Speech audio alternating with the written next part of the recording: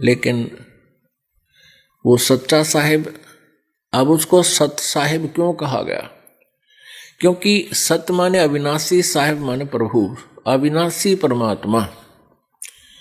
ये अन्य भी भगवान कहलाते हैं, श्री ब्रह्मा जी, श्री विष्णु जी, श्री शिव जी और श्री दुर्गा जी, और ये ज्योति निरंजन ब्रह्म जी, ये भी स्वामी हैं, ये भी साहब कहलाते हैं।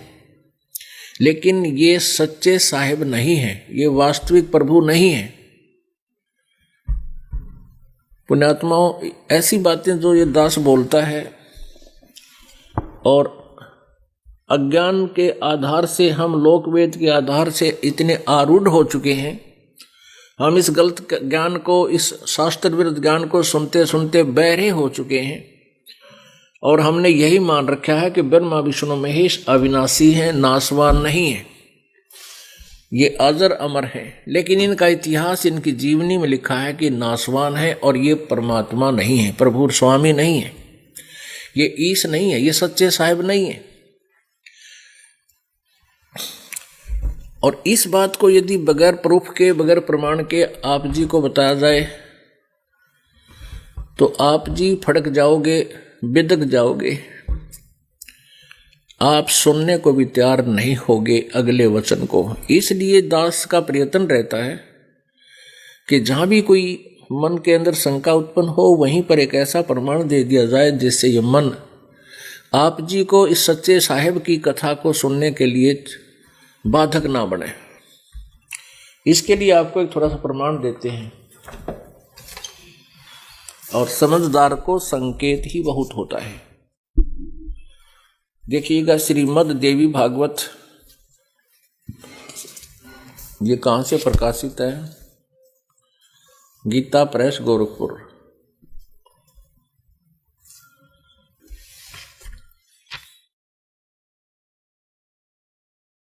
संपादक हनुमान प्रसाद पोदार, चिमनलाल गोस्वामी।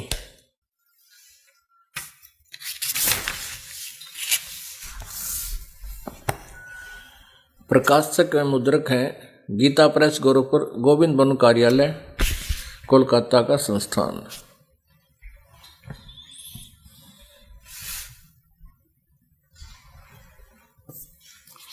इसके 123 पृष्ठ पर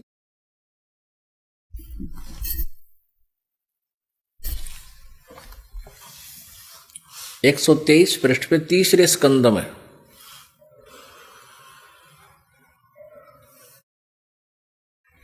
तीसरा स्कंद। अब यहां विष्णु जी अपनी माता दुर्गा के विषय में उनकी स्तुति कर रहे हैं।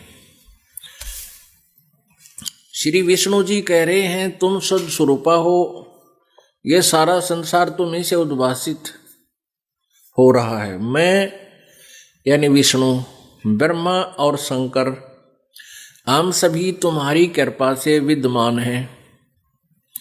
हमारा आविर्भाव और तिरोभाव हुआ करता है। आविर्भाव माने जन्म और तिरोभाव माने मृत्यु। विष्णु जी स्वीकार कर रहे हैं कि मैं ब्रह्मा और शंकर, हमारा जन्म और मृत्यु होता है, हम अविनाशी नहीं हैं। केवल तुम ही नित्य हो, जगत जननी हो, प्रकृति और सनातनी देवी हो। भगवान शंकर बोले, देवी यदि महाभाग विष्णु तुम्हीं से प्रकट हुए हैं तो उनके बाद उत्पन्न होने वाले ब्रह्मा भी तुम्हारे ही बालक हुए। फिर मैं तमोगुणी लीला करने वाला शंकर क्या तुम्हारी संतान नहीं हुआ? अर्थात मुझे भी उत्पन्न करने वाली तुम ही हो। शिवे, संपूर्ण संसार की सृष्टि करने में तुम बड़ी चतुर हो। इस संसार की सृष्टि, सचिठी और संहार में तुम्हारे गुण सदा समर्थ हैं।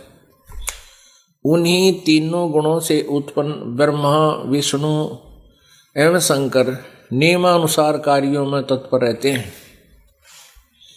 पुण्यात्माओं, इस देवी भागवत, इस पवित्र सदग्रंथ ने इन ब्रह्मा विष्णु महेश की जीवनी में ये स्पष्ट कर दिया कि ये नासवान हैं, इनकी जन्म मृत्यु होती है, दुर्गा इनकी माता है, और ये रजगुण ब्रह्मा है, सतगुण विष्णु, तमगुण शिव जी। और ये भी स्पष्ट हो गया कि ये केवल नियमित कार्य ही कर सकते हैं, ये किसी के संस्कार को चेंज नहीं कर सकते, बदल नहीं सकते। अब आपको दिखाते हैं श्री शिव पुराण के अंदर, इसमें ये स्पष्ट हो गया। अब आप जी को दिखाते हैं कि एक समय ब्रह्मा और विष्णु जी का आपस में विवाद हो गया। किस बात के ऊपर के ब्रह्मा जी श्री विष्णु जी के स्थान पर चले गए और विष्णु जी ने ब्रह्मा जी का खड़ा होकर सत्कार नहीं किया।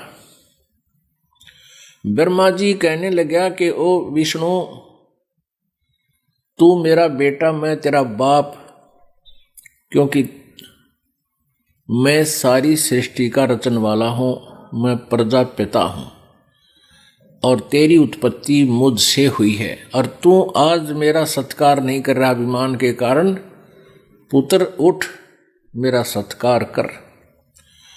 विष्णु जी कहता है कि तू मेरा बेटा है, मेरी नाभि कमल से तेरी उत्पत्ति हुई है, और तू उल्टा बाप को पुत्र बोलता है, तेरा दिमाग खराब हो गया है। कहने का भाव यह है कि ब्रह्मा कहे मैं तेरा बाप, विष्णु कहता मैं तेरा बाप, और आपस में इनके गुट्टम गुट्टा लट्ठम लट्ठा हथियार निकाल ली, सेना आएगी और युद्ध शुरू हो गया। ये लड़ाई तो तीसरी चौथी कक्षा के बालक करा करें, ये जिनको हम परमात्मा मान कर पूज रहे थे, ये तो चौथी पांचवी कक्षा के बालका तभी कम बुद्धि के व्यक्ति हैं। ठीक है, इनके संस्कार अच्छे थे, इनको ये पोस्ट मिल गई, यहाँ के स्वामी बना दिए एक ब्रह्मांड के, लेकिन इनके इस आचरण से पता लगता है कि ये एक अन्य के नहीं। ये कोई बात है वो कह मैं तेरा बाप, और वो कह मैं तेरा बाप, लट्ठम लट्ठा। तीसरी चौथी कक्षा में पढ़ने वाले बच्चे झगड़ रहे होते हैं, अध्यापक पूछता है क्या झगड़ा हुआ तुम्हारा? एक कहता जी यूं ने बोला मैं तेरा बाप है, वो दूसरा कहेगा ना जी पहले यूं ने बोला मैं तेरा बाप है, इसलिए लड़े थे। तो ऐसी लड़ाई तो हमारे वो पूज्य देव करा करते जिन नाम भगवान मान रहे थे।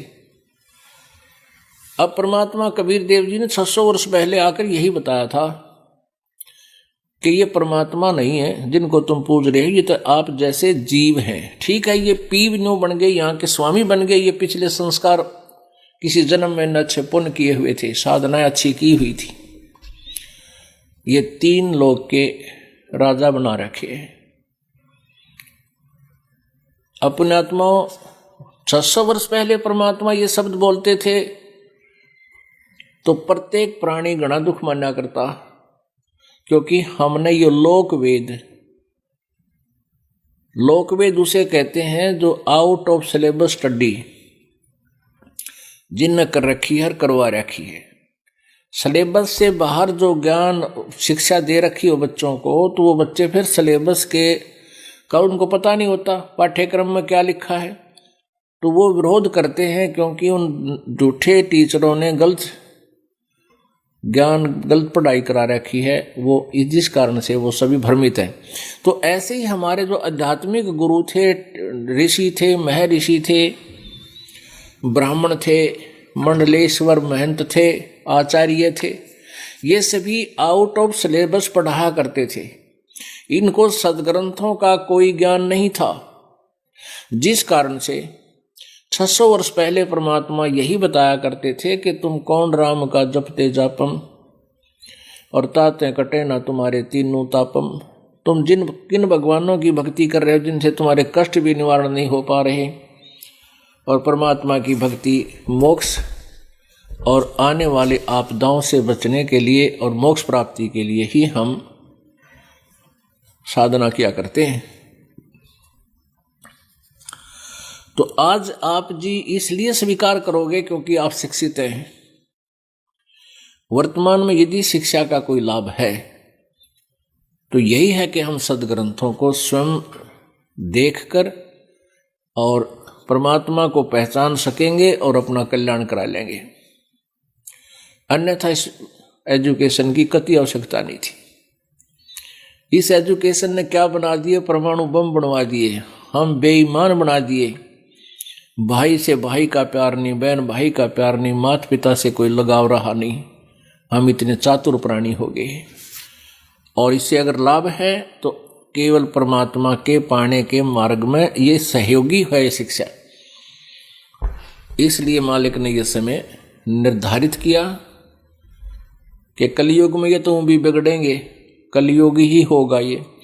फिर इसमें ये परमात्मा को पहचान कर पुण्यात्माएं सदा सदा के लिए जन्म मृत्यु के रोग से समाप्त अपना कल्याण करवा लेंगे, मुक्त हो जाएंगे।